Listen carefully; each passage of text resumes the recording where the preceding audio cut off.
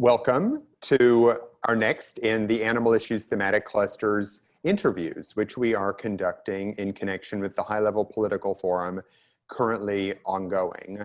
Today, we will be interviewing Peter Stevenson.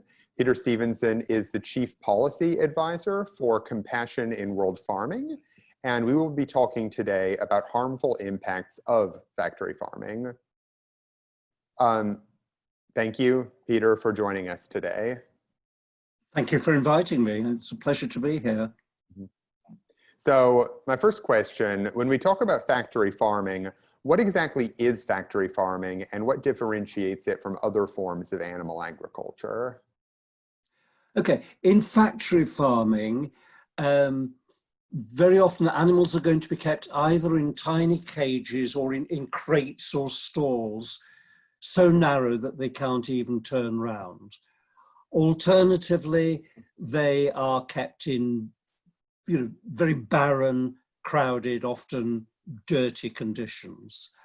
They aren't able to engage in any of their natural behaviors. So, for example, science shows us that hens, it's really important for them to be able to lay their eggs in a nest, to perch, to dust bathe, to peck and scratch in the ground. For pigs, it's really important. They spend in natural conditions a lot of their daylight hours investigating their world, manipulating materials, and of course, rooting. Now, in factory farms, none of these behaviors are possible. So what tends to happen is that hens will tend to peck the feathers of other hens. Pigs will begin to chew and then bite the tails of other pigs, not out of aggression, but just boredom and frustration. Factory farmers' answer this is not to improve the conditions for the animals, but to mutilate them. I'm not using this term dramatically, that's the veterinary term. So pigs, they will slice off part of the tail or remove part of the hen's beak, and this is done without any kind of pain relief. Another very common aspect of factory farming is that animals have been genetically selected. So this is just traditional selective breeding for very fast growth rates, for very high yields. And this has led to a range of serious health and welfare problems. So for example, if you look at meat chickens, broiler chickens, they have been bred to grow so quickly that their legs can't properly support the body weight. And as a result, many are suffering from painful leg disorders. Indeed, their heart and lungs can't properly support the growing body weight, and some actually succumb to heart disease before even reaching their slaughter age of just 5 to 6 weeks of age. If you look at dairy cows, they have been... Hello, are you there? Hello, can you hear me still? Yeah, I got a disruption in the internet, but I can hear you now. Good. If you look at dairy cows, they have been pushed to such high milk yields that many are suffering from painful lameness and mastitis. And often after just 3 or 4 lactations, milk cycles, they are so utterly worn out and infertile that they have to be prematurely killed. Peter Roberts, the farmer who actually over 50 years ago founded Compassion in World Farming, said that factory farming begins when you lose sight of the animal as an individual. And I think that's a pretty good touchstone. You can have good non-factory farming systems. Some of those can even be indoors. You can have indoor systems in which animals have, ample space, straw bedding, natural daylight coming in through windows, fresh air, enrichment materials so they can engage in their behaviors.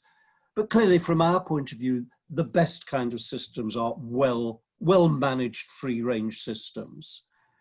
Also, what's quite interesting as you look at all this is how concepts of animal welfare have shifted in the last 10 years. Till 10 years ago, animal welfare was thought of as largely about preventing harm to animals, which of course is vital.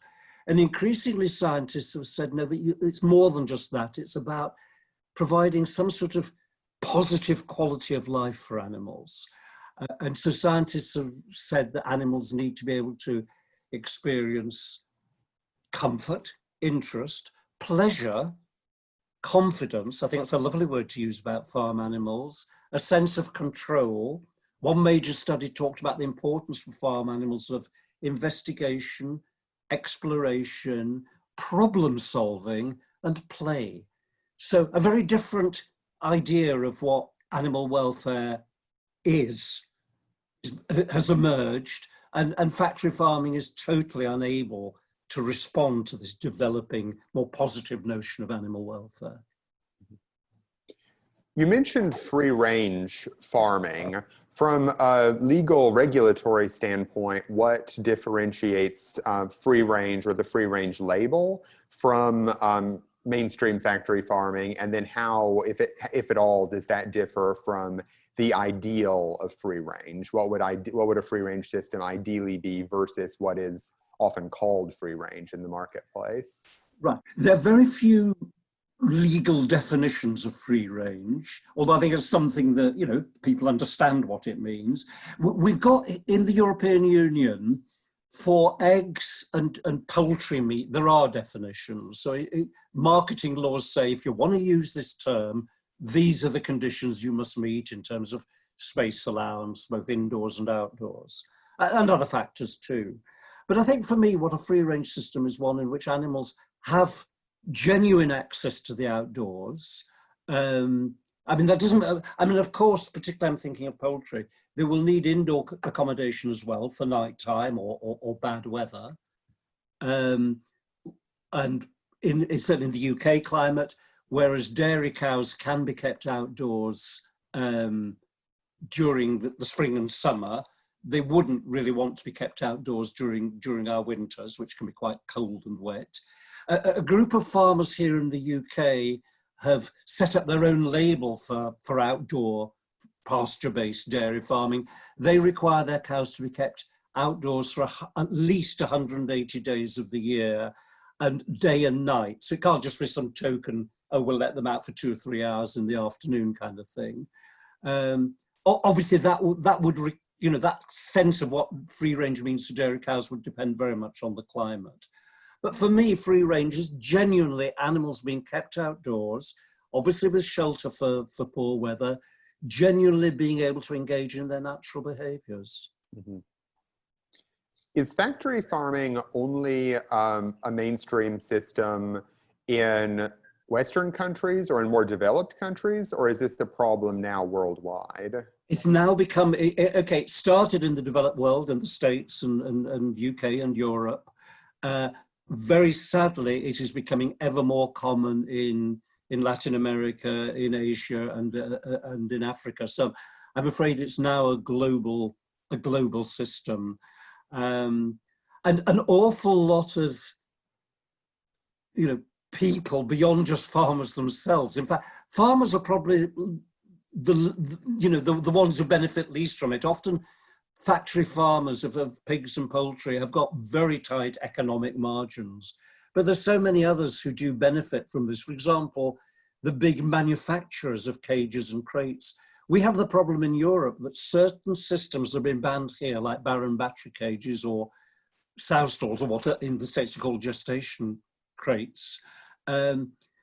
European manufacturers, although they can't sell these things here, are still manufacturing them and making very good profits from selling them to Asia. So talking now about some of the specific problems associated with factory farming, how does the treatment of animals in factory farms affect the risk of zoonotic disease transmission? And have there been major outbreaks caused by factory farming? Yes, I mean, studies show that the very stressful, crowded conditions of factory farming contribute to the emergence, the spread, and the amplification of pathogens, some of which are zoonotic. So, you know, the last global pandemic before COVID-19 was the 2009 swine flu pandemic. You're disconnected again. Can you hear me now? I'm keeping on. I'm keeping on talking in the hope that I'm reconnecting. Okay, I can see and hear you now. Yes, good. I'm surprised I'm having problems because I've used this line before. Anyway, It's probably on my end. Yeah.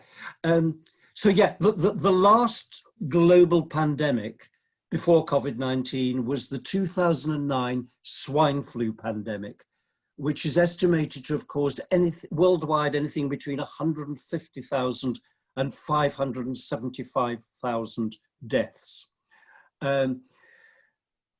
Pigs can be infected by avian flu viruses, human influenza viruses, and pig influenza viruses. And they act as a kind of a mixing vessel in which the genes from these various viruses can be swapped. And new viruses, which are a combination of human, pig, and bird flu viruses, can emerge. And it's thought that this was the kind of process behind the 2009 swine flu pandemic, which emerged in Mexico just 5 miles from a major concentration of industrial pig farms.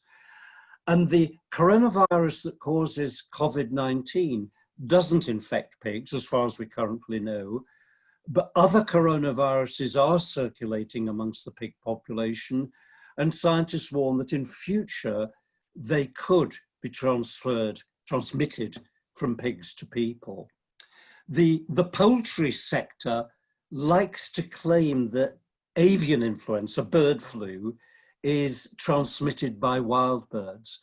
But in fact, the bird flu that is circulating naturally amongst wild bird populations are generally of low pathogenicity. They're usually doing little harm to the birds.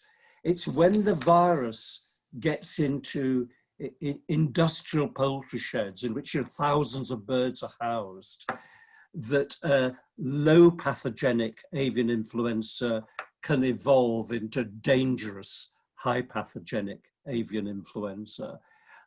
Industrial poultry production provides the virus with a constant supply of new hosts. It's moving very rapidly amongst the birds, sometimes mutating as it does so. And in these conditions, very, very dangerous new versions of the virus can rapidly emerge.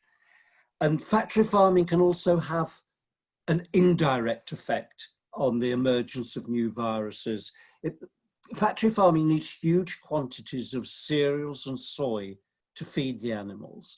That's led to the expansion of farmland into forests and other wildlife habitats. Indeed, the factory farms themselves are sometimes built close to forests.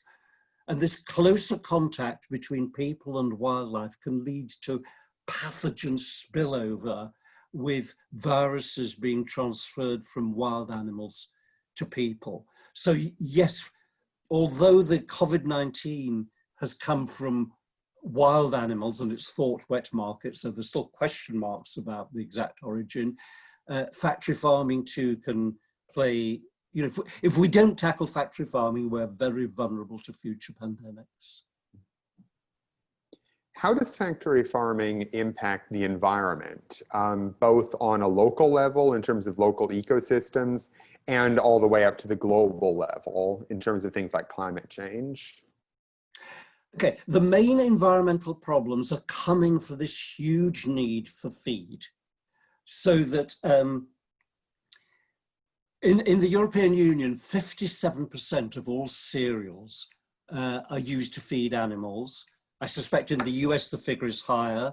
Globally it's 40%. And this huge demand for cereals and soy has led to the intensification of crop production, which with its monocultures and agrochemicals has led to soil degradation, overuse and pollution of water, and biodiversity loss.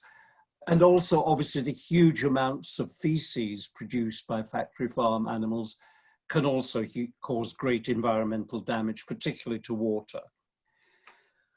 I think if we want to tackle these environmental problems, and indeed we have to tackle them, we now need to move to very different forms of farming, both on the animal and the crop side. I think firstly, we need to rethink the role of livestock. Farm animals can only make an efficient contribution to food security if they're converting materials we can't consume into food that we can eat. So it's efficient to, these are some of the ways in which it's efficient to feed animals.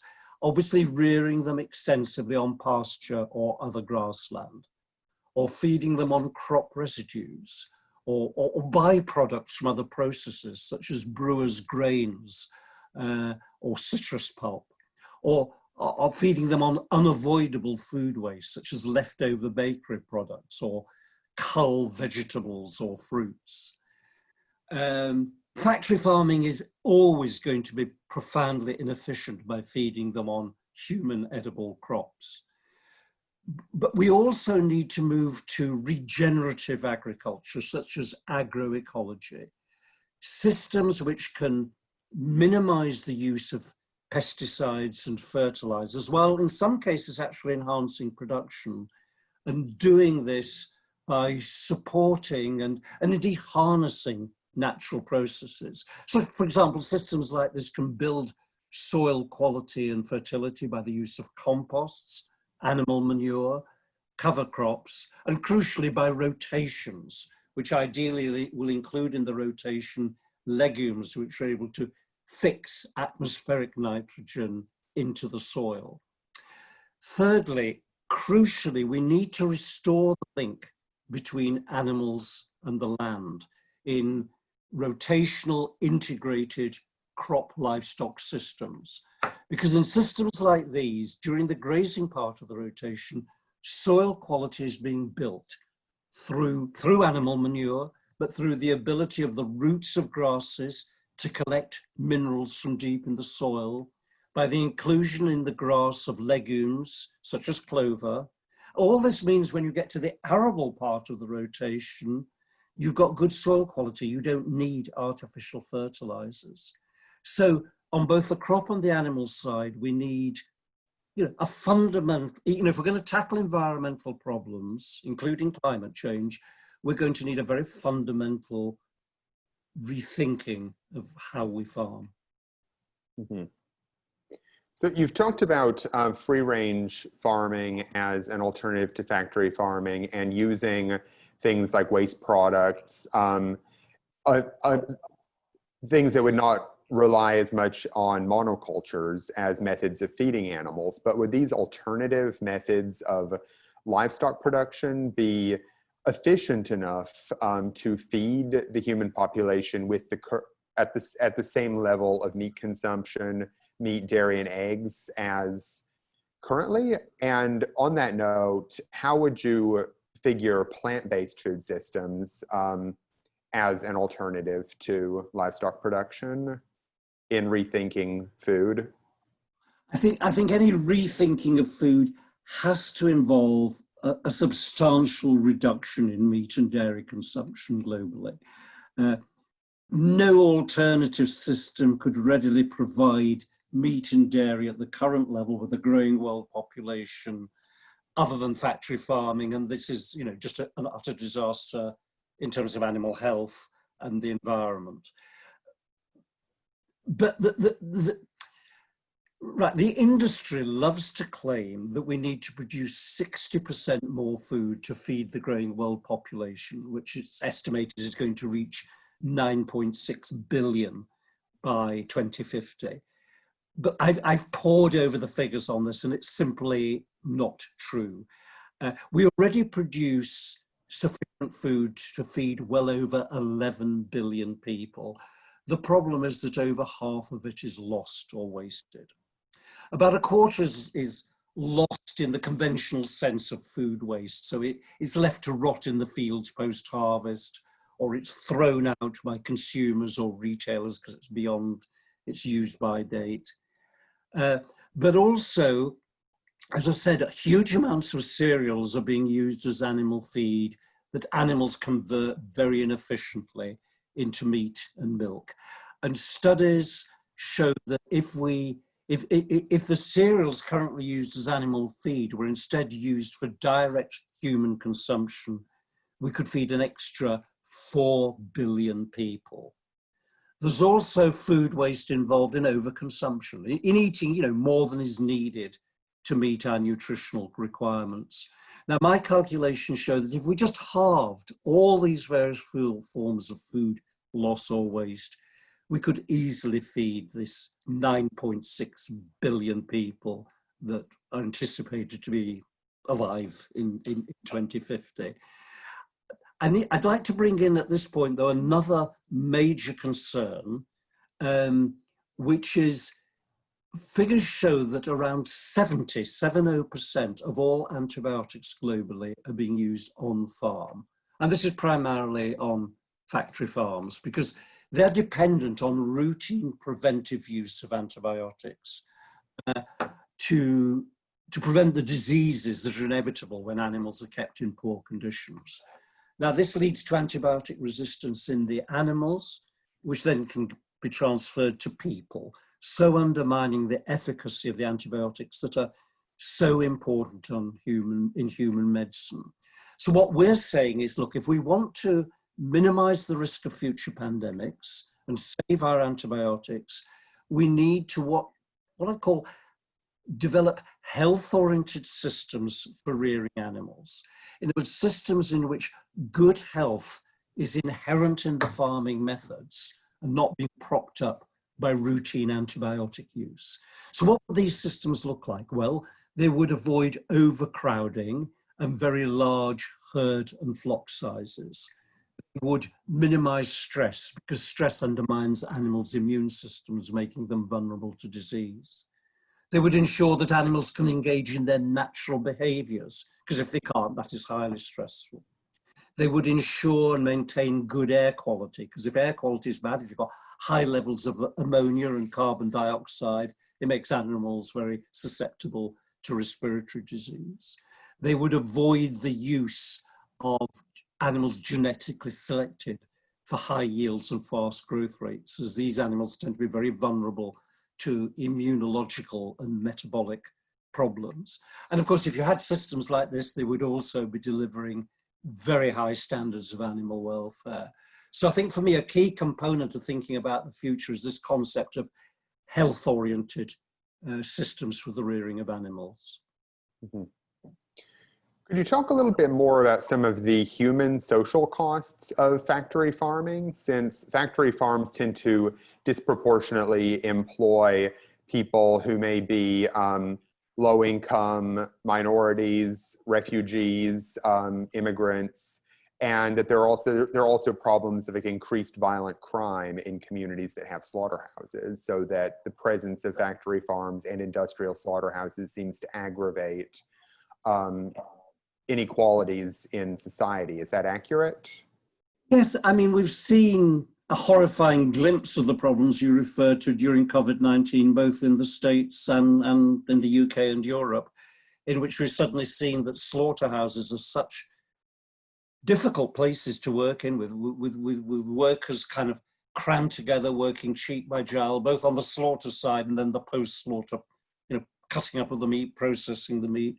And we've seen how COVID-19 has sometimes, become rife within such conditions. And yes, people working on factory farms and in slaughterhouses are often paid minimum or under minimum wage. They're living and working in dreadful conditions. And I think for anybody working, day in, day out, killing large numbers of animals, it is going to desensitize and brutalize people. We've also got the problems, the social problems of what factory farming has done to our diets. It's made it possible for us, and not just in the West, this is increasingly happening in emerging economies too, for people to eat very unhealthy diets. So the high levels of meat consumption contribute to heart disease, diabetes, obesity, and certain cancers. And we have the rather ridiculous situation worldwide now that food, which is supposed to be supportive of life, is now one of the biggest causes of disease and premature mortality.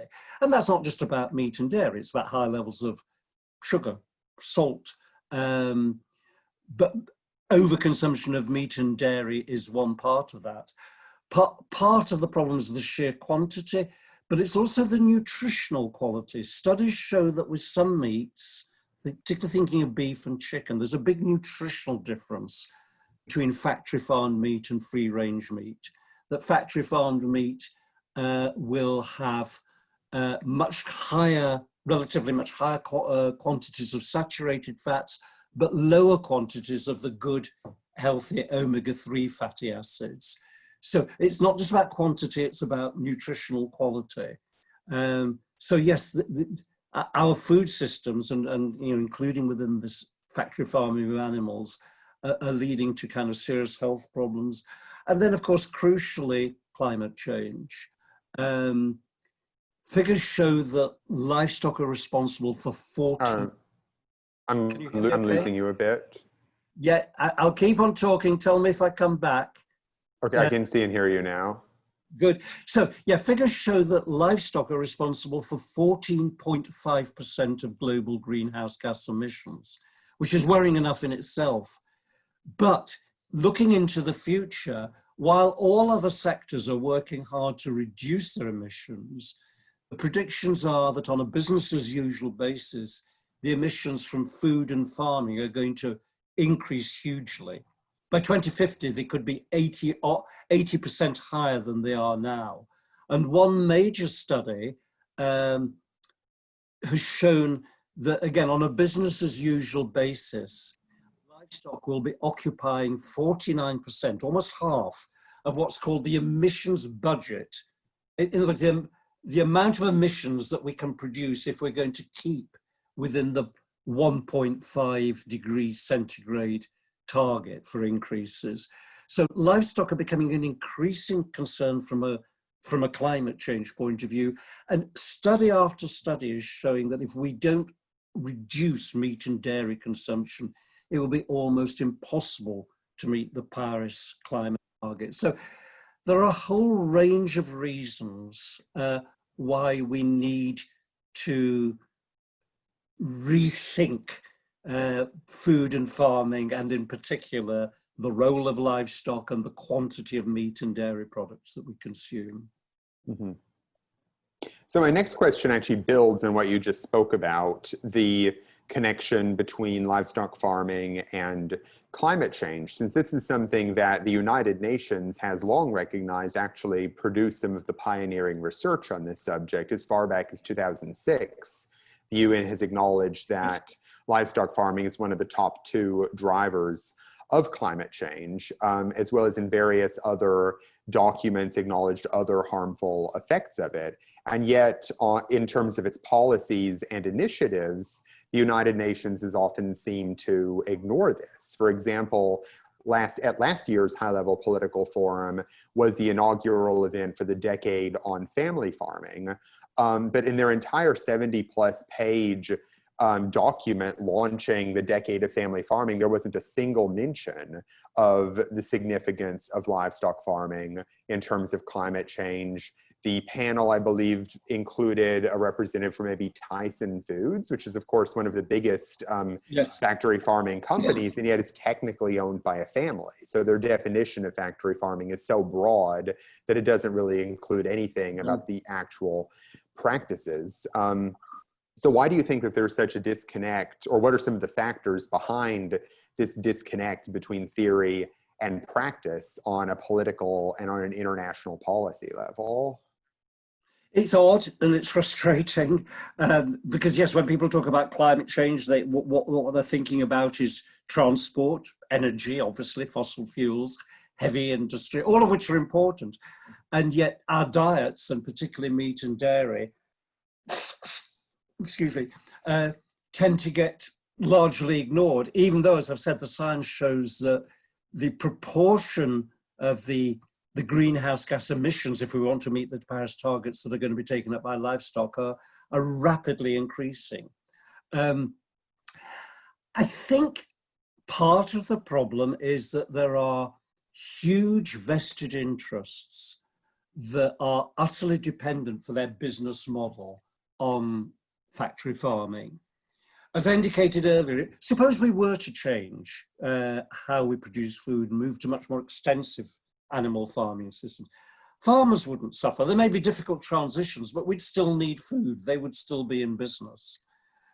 But there are huge providers of inputs that are dependent on factory farming. And I'm particularly thinking the big manufacturers of pesticides and fertilizers. And remember, they too are dependent on animal factory farming because so many of the world's crops are grown to feed the animals. But you've also got the big manufacturers of modern hybrid seeds, the manufacturers of pharmaceuticals for animals, including obviously antibiotics, the manufacturers of, or the producers of animal genetics, you know, these very fast growing chickens, high yielding cows, hens that produce 300 plus eggs a year. They too are, you know, these are multi-billion-dollar industries. You've got the manufacturers of all these cages and crates for housing factory farmed animals. Above all, perhaps, you've got the big grain traders, you know, this handful of global companies.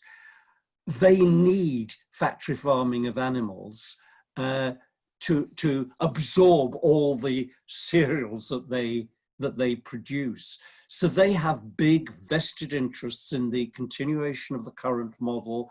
They use their immense political power to block any progress. And therefore, I think part of the solutions for changing the way we farm and feed ourselves into something that is healthy and environmentally sustainable will involve tackling these big vested interests. Mm-hmm. I have a viewer submitted question now from Aubrey, who asks, I'm curious about how egg and chicken farming impacts the environment, because chickens and eggs are consumed in huge amounts and often considered a healthy protein alternative to meat and dairy. It's worth consideration that many more chickens must suffer and die to fulfill the need, since the yield in terms of protein per individual is much lower than for the larger animals. Yes, I agree. I mean, you know, I can't remember the exact figure, but the number of chickens being and other poultry reared annually globally for poultry meat is horrific. The systems for rearing these animals are, you know, nearly all of them are being factory farmed. So if you look at the way that chickens are farmed, they are, you'll get 30,000 chickens or more crammed into a huge shed. It's so crowded that as they get bigger, you can barely see the floor. It's just this sea of chickens. And as I mentioned earlier, but it may have been before you joined us, Aubrey, the chickens have been genetically selected for very fast growth. They're probably growing 3 times faster than they would have done, say, 60 years ago. They're reaching their slaughter weight of just over 2 kilos, or I think that's about 5 pounds, in 5 to 6 weeks. The legs can't support that, you know, very fast growing body, and many are suffering from painful leg disorders. If you look then at the other half of the industry, the egg producing industry, you know, worldwide, many hens are kept in these tiny battery cages where they can't perform any of their natural behaviors. Partly because of lack of exercise, but partly because they're producing so many eggs. They have very, very brittle bones, many of them suffering from bone breakages, simply because they're producing so many eggs that they're drawing on their own bone calcium to provide the shells of the eggs. And so again, this is what, you know, whereas naturally a hen would produce, say, 18 to 20 eggs a year, modern chickens are producing over 300. What we have done to poultry is utterly appalling. I mean, it is a terrible industry. One last question before we finish the interview. A lot of the problems that we've discussed, of course, can only be fully solved through government international action. But consumers also can often make choices to alter their eating habits, whether that's simply eating less meat or whether that's going so far as going vegan and eliminating all animal products. How much significance can individual choices make towards addressing some of the problems that we've discussed today? Oh, individual choices can make a huge difference. You know, if consumers, there are a number of choices open to people. Yes, as you say, one level it's to be vegetarian or vegan. At another level, it's to say, I'm going to make sure that the meat, dairy, eggs that I'm consuming are coming from animals kept to high welfare conditions.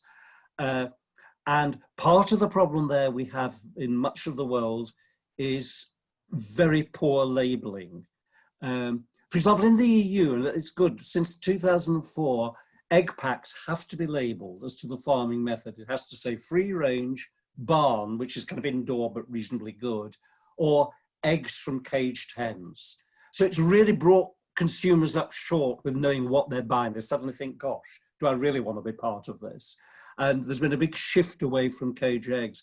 But we keep pressing the European Union and here in the UK, our own government, to similarly now label meat and milk and dairy products as to the farming method, and they just refuse to do so.